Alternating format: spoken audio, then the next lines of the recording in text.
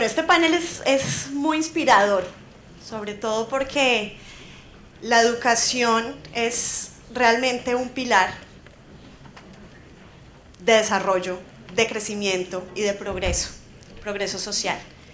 Para todos nosotros es un honor contar con su presencia, presidente, con su visión y con su trabajo constante de vida por reformar, por innovar y por adaptar la educación a los retos constantes y actuales, cada vez innovando.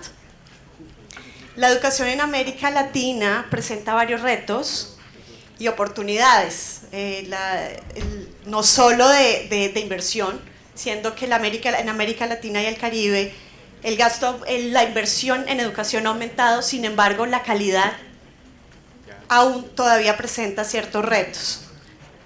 Los progresos y las disrupciones tecnológicas, las economías de conocimiento que están presentes y las nuevas formas de interacción social presentan nuevos retos en términos de la educación.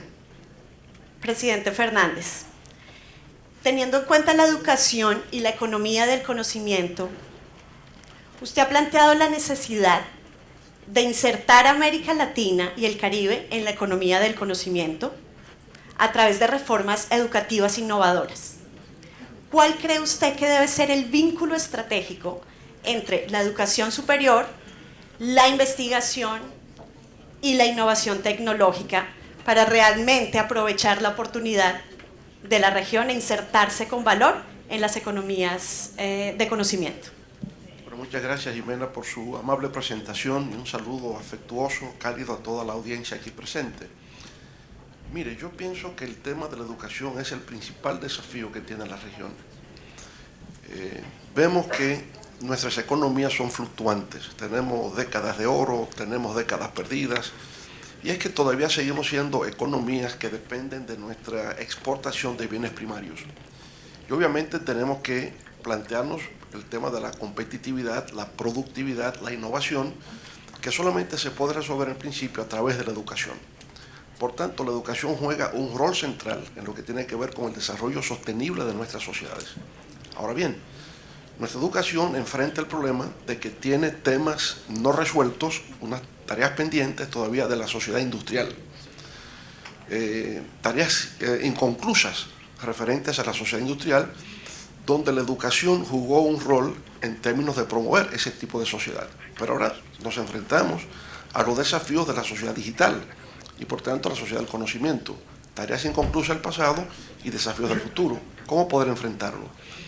Bueno, primero, nuestra educación preuniversitaria es una educación que está obviamente en crisis, sobre todo la educación pública escolar, porque en nuestras sociedades existe la educación privada preuniversitaria, que generalmente está reservada a familias de clase media alta, etcétera, que pueden financiar la participación de los niños y jóvenes en ese modelo de educación privada. Son escuelas bilingües, son escuelas que están conectadas internacionalmente y, por supuesto, muy diferenciadas de las escuelas públicas, donde no existen estas posibilidades. No hay escuelas públicas bilingües, no hay escuelas públicas con laboratorios de química, de física, con bibliotecas escolares.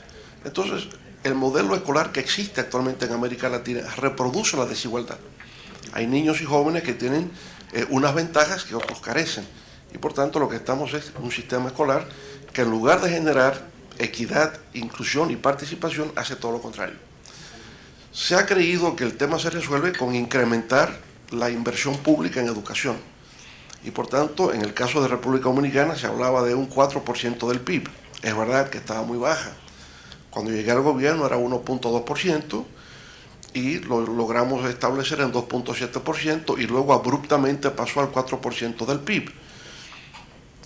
Se hablaba de un 4% del Producto Interno Bruto o un 16% del presupuesto. En nuestra experiencia, llegamos con 11.000 millones de pesos en el año 2004 y terminamos con 58.000 millones de pesos el presupuesto anual. Quiere decir que aumentamos un 500% de inversión pública en 8 años. Ahora bien, lo que se ha establecido como estándar es un porcentaje de inversión del PIB una inversión en función del número de estudiantes o una inversión en función del presupuesto. La impresión que tengo por resultados, en el caso nuestro, en República Dominicana, ya hace 10 años, que se pasó al 4% del Producto Interno Bruto de inversión en educación. Sin embargo, no hemos mejorado ningún indicador de calidad. ¿Qué ocurre? O sea, ¿cuál es la conclusión con respecto a esto? Que no es solo República Dominicana, es universal. Es que no hay una relación directamente proporcional entre el volumen de inversión que se haga en educación y la calidad del desempeño. Lo que estamos viendo es que la educación es un tema mucho más complejo, que tiene que ver con la familia, tiene que ver con el entorno social, ¿verdad? Y tiene que ver también con la capacitación de los docentes, técnicas pedagógicas y filosofía educativa. Es mucho más complejo. Perfecto. Y es un modelo que realmente plantea una innovación en las formas curriculares también desde el sistema educativo, cómo se plantean lo que el presidente nombra como estructurar nuevos currículos como el STEAM, ciencia, tecnología, matemáticas, ingeniería y arte. Pero algo muy interesante que el presidente menciona es la capacitación a docentes e incrementar la capacidad de conocimiento dentro de los docentes para generando en cooperación internacional y aumentar la movilidad académica, presidente, a través de la Fundación Funglode. Usted ha logrado impulsar acuerdos internacionales en educación y acuerdos específicos que aumenten la capacidad de los docentes en territorio con el fin de poder generar mayor educación en las zonas y no que se queden como proyectos de transferencia de conocimiento que realmente puedan impactar la región. Cuéntenos un poco específicamente sobre esos acuerdos que se hizo específicamente con la Universidad de Nueva York y qué papel deberían jugar las alianzas entre universidades, organismos multilaterales y el sector privado para acelerar la innovación educativa en América Latina. Claro, digamos, las tareas inconclusas del pasado que se combinan con los desafíos del futuro implican avanzar en la creación de un nuevo modelo educativo. Lo que está predominando en el mundo, reconocido por la UNESCO, es el sistema de STEAM: ciencia, tecnología, ingeniería y matemáticas, ahora también con ciencias sociales, humanidades y valores cívicos, como educación integral. Bueno, entonces, para lograrlo, obviamente, que para implementar esto como parte de las técnicas pedagógicas y como filosofía educativa, hay que inevitablemente formar a los docentes. Y para eso hay que crear alianzas internacionales, ¿verdad? Para hacer posible que los docentes nuestros pues tengan capacidad de difundir ese tipo de conocimientos. La Universidad de Harvard tiene un programa que dirige el profesor Fernando Reimer sobre sistema STEAM con una mirada hacia América Latina.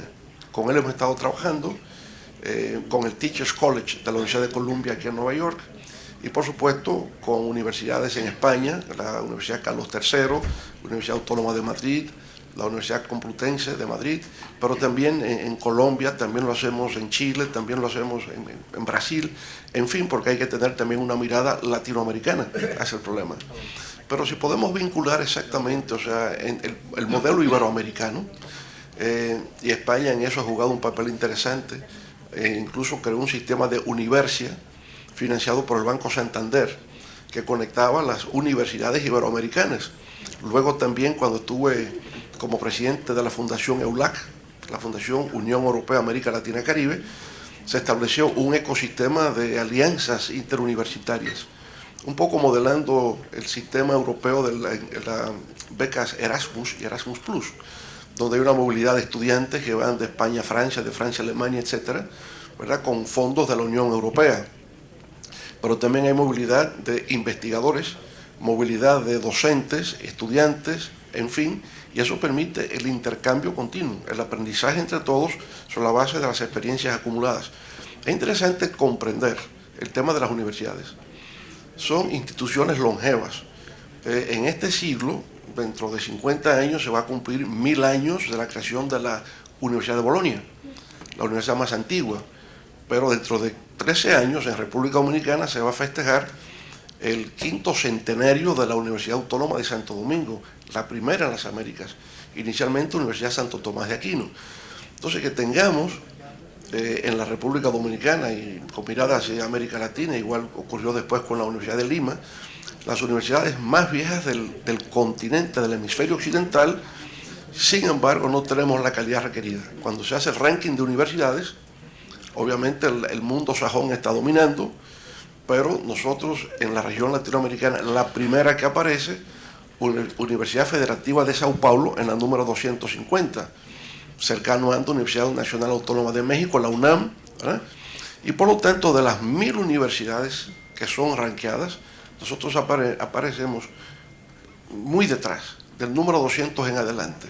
Eso implica para nosotros la necesidad también de la transformación de las universidades.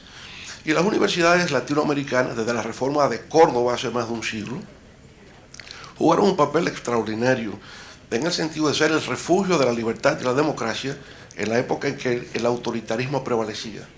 Cuando estaban las dictaduras en todas partes, las universidades eran el único espacio de reflexión y de intercambio de ideas. Pero ya estamos en democracia, ya estamos en una consolidación institucional y las universidades públicas latinoamericanas desafortunadamente han quedado rezagadas. La única revolución posible en el siglo XXI es la revolución del conocimiento.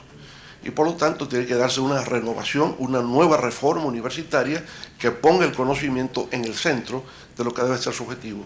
Solo a través del conocimiento es que podemos transformar nuestras economías y nuestras sociedades e ir más lejos. No solamente es el conocimiento para el empleo, es conocimiento para el saber. Decía Martí que solo a través del conocimiento somos cultos y solo la cultura nos hace libres. Y me parece que eso sigue siendo válido en esta época.